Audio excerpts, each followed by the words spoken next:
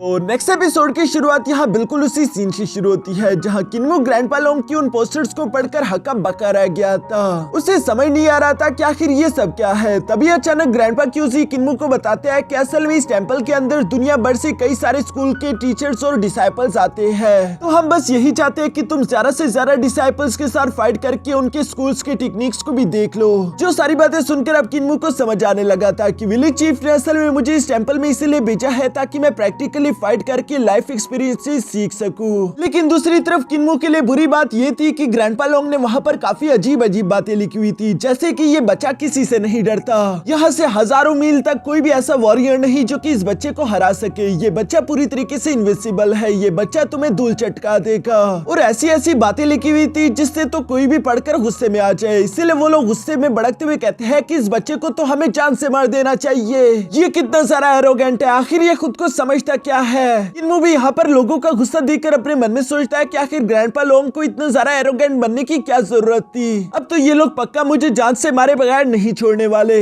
यहाँ तभी अचानक किन्मो की नजर अपने बाकी के ग्रैंडपास पर पड़ गई थी जो कि कुछ अलग अलग चीजें बेच रहे थे। इसलिए वो ग्रैनी सी से सवाल करते हुए पूछता है कि मेरे बाकी के ग्रैंडपास क्या इस रिंग में फाइट नहीं करेंगे। ये सुनकर तो ग्रैनी सी को याद आ गया। वो फौरन से ग्रैंडपा लोंग को कान से पकड़ते हुए कहती है कि बेवकूफ गधे कहीं के, कि तुमने आखिर पोस्टर पर ये क्यों नहीं लिखा कि हायर लेवल कल्टिवेटर्स को यहाँ पर फाइट करना मना है। हम अपने प्यारे से किन्मो को ये जान से मरता हुआ नहीं देखना चाहते, या तो उसके बराबर के लोग उससे फाइट करें या फिर उससे सिर्फ एक लेवल अप ही उससे फाइट कर सकते हैं। जो सारी बातें सुनकर ग्रैंडपा लोंग भी फौरन से ऐसा करने के लिए चला गया था। दूसरी तरफ हम देखते हैं कि ऑडियंस तो यहाँ पर किन्मो की मौत की डिमांड कर रही थी, जो सुनकर फौरन ही एक ट्रोल क्लैन का चैलेंजर यहाँ अरीना में जंप कर देता है, जिसे देखकर ऑडियंस चिल्लाते हुए कह रही थी कि शाबाश, अब इस बच्चे को जान से मार डालो। इवन कि उन लोगों में तो ग्रैंडपा क्यूजी भी शामिल हो गया था, जो कि यही नारे लगाते हुए कह रहा था कि हाँ हाँ जान से मार डालो, मजा आएगा। जो सुनकर तो वो वॉरियर भी पंप हो चुका था जिसके पास व्हाइट टाइगर की स्पिरिट थी। हम देखते हैं कि उसने फौरन से फाइट के लिए रेडी होते हुए यहाँ किन्मो पर हमला करना शुरू कर दिया।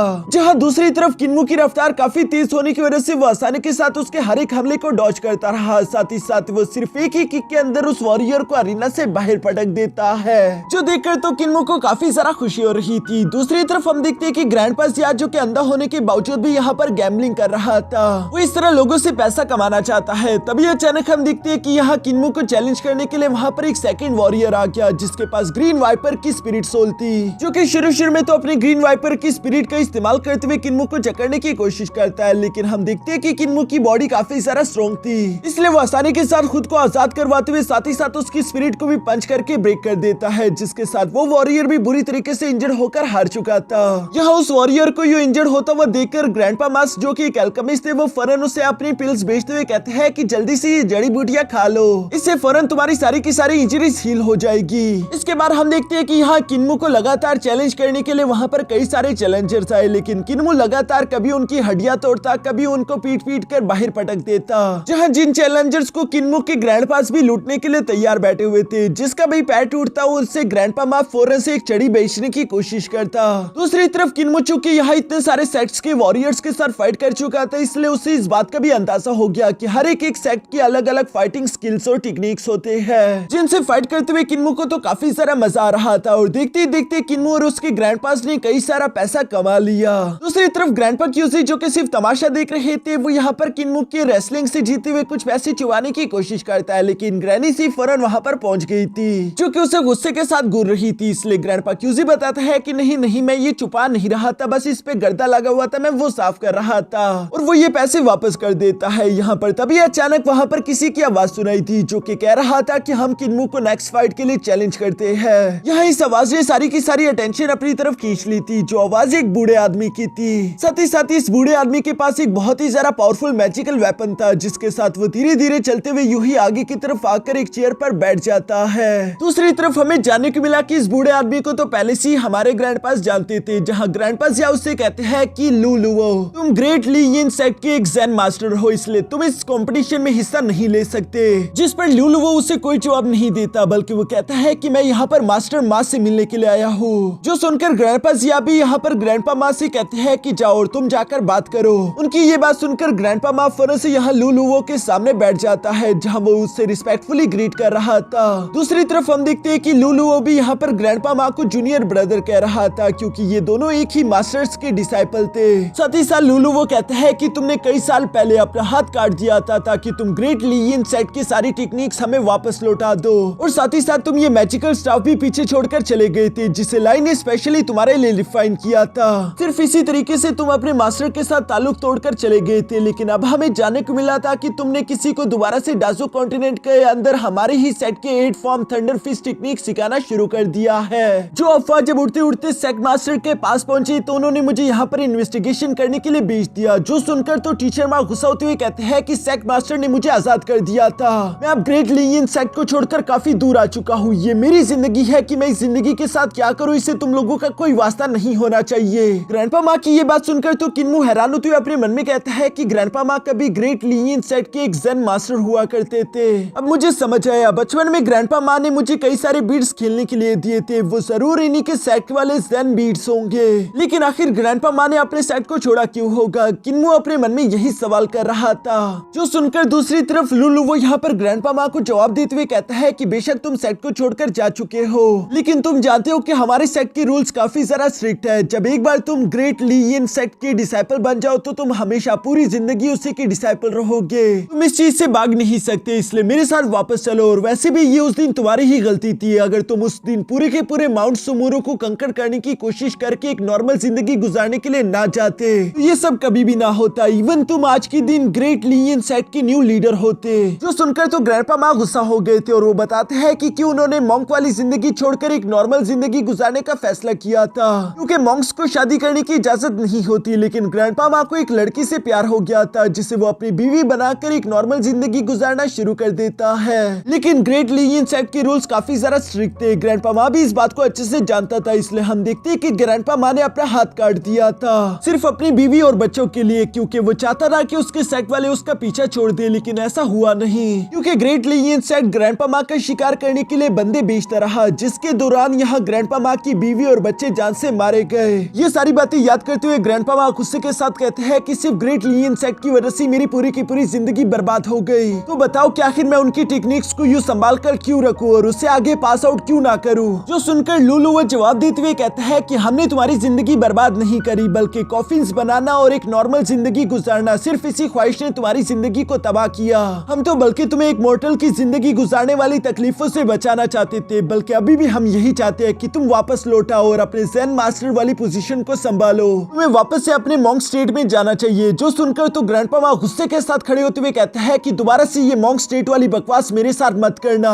एक मॉन्क के दिल में प्यार और रहम भी होना चाहिए, लेकिन जब तुम लोग मेरी बीवी को मार रहे थे तब आखिर तुम्हारा ये मॉन्क वाला हर्ट किधर गया था? ग्रैंडपा माँ की ये सारी बातें और उनका गुस्सा देखकर लुलु वो उन्हें कहता है कि हमने जानबूझकर तुम्हारी वाइफ और तुम्हारे बच्चों को नहीं मारा, बल्कि वो सिर्फ एक गलती थी। वैसे भी अगर मॉर्टल्स गॉड्स के साथ अपना ताल्लुक बनाने की कोशिश करेंगे तो ये बात होना नॉर्मल है। और मैं देख पा रहा हूँ कि अभी भी तुम अपने मॉन्क स्टेट में नहीं आ पा रहे। तुम्हारा ये पागलपन खत्म नहीं हुआ इतने सालों बाद भी। जिस पर ग्रैंडपा माँ जवाब देते हुए कहते हैं कि मुझे यहाँ पर बकवास नहीं चाहिए, अगर तुम्हें शर्त लगानी है तो लगाओ, वरना यहाँ से दफा हो जाओ। जिस पर लुलु वो जवाब देते हुए कहता है कि ठीक है, मैं तुम्हारे खिलाफ शर्त लगाने के लिए तैयार हूँ। ये है मेरा जूनियर डिसाइपल मिंग, जो कि स्पिरिट फीटस रेल्म की पीक पर पहुंच चुका है। जिस पर मिंग भी आगे की तरफ आकर यहाँ ग्रैंडपा माँ को अंकल माँ कहते हुए उसे ग्रीट करता है। दूसरी तरफ लुलु वो यहाँ पर ग्रैंडपा माँ से कह रहा था कि मिंग तुम्हारे डिसाइपल के साथ यहाँ अरीना में फाइट करेगा, और अगर मिंग जीत जाता है तो फिर तुम्हें वादा करना होगा कि तुम मेरे साथ वापस क्लैन चलोगे, और अगर मिंग इस फाइट को हार जाए तो मैं तुम्हें ये तुम्हारा पावरफुल मैजिकल स्टाफ वापस कर दूंगा। तो बताओ तुम्हें ये शर्त मंजूर है? जो सुनकर ग्रैंडपा माँ जवाब देते हुए कहता है कि ठीक है, अगर किन्मू हार गया तो तुम मेरे सर को सेक्ट मास्टर के पास लेकर जा सकते हो। यह ग्रैंडपा माँ की ये बात सुनकर तो उसके बाकी के साथी सरप्राइज हो गए थे। ग्रैनी सी कहती है कि आखिर तुम ये क्या कह रहे हो? अगर तुम इस तरह से मर जाओगे तो फिर आखिर तुम्हारी बीवी और बच्चों की जिंदगी का बदला कौन लेगा? जिस पर ग्रैंडपा माँ उन्हें कोई भी जवाब नहीं देता, क्योंकि वो अपना फैसला कर चुका था। दूसरी तरफ हम देखते हैं कि लुलु वो भी यहाँ पर अपने डिसाइपल मिंग को अरीना की तरफ भेज देता है, जिसे वो कह रहा था कि जाओ और उस लड़के को किसी भी हाल में हरा दो। जो सुनकर मिंग भी धीरे धीरे अरीना की तरफ बढ़ते हुए यहाँ किन्मू के सामने आ जाता है। दूसरी तरफ किन्मू यहाँ पर मिंग को देखते हुए अपने मन में कह रहा था कि अगर मैं हार गया तो इसका सीधा सीधा मतलब ग्रैंडपा माँ की मौत है। लेकिन दूसरी तरफ हमें देखने को मिलता है कि ग्रैंडपा माँ को तो किन्मू पर काफी ज्यादा भरोसा था। वो यहाँ पर लुलु से कह रहा था कि किन्मू कभी नहीं हारेगा, क्योंकि उसके पास ओवरलोड बॉडी है, इस दुनिया में उसे कोई भी नहीं हरा सकता। ये सब कहते हुए किन्मू की तरफ भी वो देखकर कहते हैं कि मुझे तुम पर पूरा भरोसा है। जो सुनकर दूसरी तरफ तरफ अरीना में हम देखते हैं कि यहाँ पर ब्रदर मिंग ने भी किन्मो से खुद को इंट्रोड्यूस करवाते हुए बताया कि उम्मीद करता हूँ कि तुम्हारा मॉन्क माइंड पूरी तरीके से तैयार हो। दूसरी तरफ किन्मो को तो इस बात की कोई समझ नहीं आती। वो खुद को इंट्रोड्यूस करवाकर अचानक गुस्से के साथ रेडी होते हुए कहता है कि मेरे पास ओवरलोड बॉडी है, इसलिए जीतूंगा तो मैं ही। जो कहती है किन्मो अपने स्पिरिट के वाटर एलिमेंट पर ध्यान लगाना शुरू कर देता है, जिस वजह से वो यहाँ पर अपने वाटर एलिमेंट का इस्तेमाल करते हुए ब्रदर मिंग पर हमला करना शुरू कर देता है। दूसरी तरफ हम देखते हैं कि ब्रदर मिंग ने तो किन्मो के हर एक हमले को ब्लॉक कर दिया था, क्योंकि उसने अपने ग्रेट लिनियन सेट के थंडर फिस्ट के 8 फॉर्म में से 3rd फॉर्म को ऑलरेडी मास्टर कर लिया है। जो देखकर तो किन्मो भी यहाँ पर इंप्रेस होते हुए फर्नेस से अपने थंडर ड्रैगन फिस्ट टेक्निक का इस्तेमाल करना शुरू कर देता है, जिस अटैक की वजह से किन्मो के हैंड के आसपास कई सारे थंडर ड्रैगन्स आ गए थे। नीचे की तरफ से मिंग ये सब देख रहा था और वो अपने मन में कहता है कि ये लड़का भी हमारे ही सेट की टेक्निक्स को परफॉर्म कर रहा है, लेकिन इसके पास मॉन्क स्टेट नहीं जहां हम लोग शांत रहकर कोई भी टेक्निक परफॉर्म करते हैं। उल्टा ये गुस्से का इस्तेमाल करते हुए इस टेक्निक को परफॉर्म कर रहा था। यहाँ जब ब्रदर मिंग ये सब सोच रहा था तभी अचानक दूसरी तरफ हम देखते हैं कि किन्मो ने फर्नेस उस पर हमला बोल दिया, जिस अटैक को ब्लॉक करने के लिए ब्रदर मिंग भी फर्नन अपने आसपास गोल्डन बेल टेक्निक परफॉर्म करते हुए खुद को प्रोटेक्ट कर लेता है। जो देखकर तो किन्मो हैरान होते हुए अपने मन में कह रहा था कि आखिर ये कैसे पॉसिबल है, क्योंकि मेरे इस 9 dragon wind controlling thunder attack की पावर तो टाइटन एप भी झेल नहीं सकता। और दूसरी तरफ ये लड़का तो बिना अपनी जगह से ले इतनी आसानी के साथ मेरे अटैक को ब्लॉक कर चुका है। यहाँ जब किन्मो ये सब सोच रहा था तभी अचानक दूसरी तरफ हमें लुलुवो की आवाज सुनाई थी, जो कि बता रहा था कि कैसे हमारे ग्रेट लिनियन सेट के सारे डिसाइपल मॉन्क स्टेट का इस्तेमाल करते हैं अपनी बॉडी को स्ट्रॉन्ग करने के लिए। मॉन्क स्टेट की वजह से गॉड हमारे दिलों में उतर जाता है, जिसकी वजह से हमारा माइंड और हमारी बॉडी काफी ज्यादा स्ट्रॉन्ग हो जाती है। जबकि बचपन से ही मिंग ने इस मॉन्क स्टेट को परफॉर्म करना शुरू कर दिया था और अब तक तो वो इस स्टेट को पूरी तरीके से मास्टर कर चुका है, इसलिए मिंग को कोई भी नहीं हरा सकता। यहाँ मिंग इसी वजह से अरीना में काफी ज्यादा कॉन्फिडेंट दिखाई दे रहा था, लेकिन दूसरी तरफ हम देखते हैं कि किन्मो से किसी भी हाल में हराना चाहता है, इसलिए हम देखते हैं कि फौरन उसने अपनी गॉड आइज की पावर एक्टिवेट कर ली थी ताकि वो मिंग की कोई ना कोई कमजोरी ढूंढ सके। दूसरी तरफ हम देखते हैं कि मिंग ने भी दोबारा से किन्मो पर हमला करने के लिए अपने 1000 hand dragon fist technique activate कर ली है। जहाँ दूसरी तरफ हम देखते हैं कि किन्मो को भी ये 1000 hand dragon fist technique grandpa माँ ने सिखाई हुई थी, इसलिए हम देखते हैं कि वो भी सेम टेक्निक का परफॉर्म करते हुए यहाँ मिंग से फाइट करने की कोशिश कर रहा था। जहाँ फाइट के दौरान हमें धीरे धीरे देखने को मिलता है कि मिंग तो किन्मो पर भारी पड़ता जा रहा था और ये सिर्फ इसीलिए हो रहा है क्योंकि किन्मो गुस्से के साथ फाइट कर रहा है, जबकि दूसरी तरफ मिंग ऐसा नहीं बल्कि वो अपने मॉन्क स्टेट में रहकर काफी ज्यादा शांत रहते हुए फाइट कर रहा था, क्योंकि उसे लगता है कि उस पर गॉड्स की ब्लेसिंग है, इसलिए उसने किन्मो को काफी बुरी तरीके से इंजर्ड करते हुए पीछे की तरफ हटा दिया था। जहाँ इंजर्ड हुआ किन्मो अपने मन में सोचते हुए कह रहा था कि ग्रैंडपा माँ मुझे माफ कर दीजिए क्योंकि मैं आपकी सिखाई हुई टेक्निक्स को अच्छे से मास्टर नहीं कर पाया। किन्मो यहाँ ये सब कहते हुए हार मान नहीं वाला था, लेकिन अचानक वो याद करते हुए कहता है कि नहीं, मैं हार नहीं मान सकता। मेरे हारने का सीधा मतलब ग्रैंडपा माँ की मौत है। जो कहती है एक बार फिर से किन्मो हिम्मत करते हुए फाइट के लिए तैयार हो गया, जहाँ वो अपने मन में कहता है कि जरूर इस मिंग की कोई ना कोई कमजोरी तो होगी, और ये कहती है एक बार फिर से उसने अपने गॉड आइज का इस्तेमाल करना शुरू कर दिया। दूसरी तरफ हम देखते हैं कि मिंग ने भी किन्मो को हराने के लिए अपने गॉड हर्ट की चाल चलना शुरू कर दी, जहाँ वो अपने दिल के उस फॉल्स गॉड को यहाँ बाहर समन कर लेता है। असल में गॉड्स की इतनी ज्यादा खतरनाक इमेज देखकर तो कोई भी घबरा जाए, इसलिए वहाँ पर मौजूद जितने भी कमजोर इंसान थे वो तो ऑलरेडी इस फॉल्स गॉड के स्टैचू के सामने डर के मारे झुकने लगे।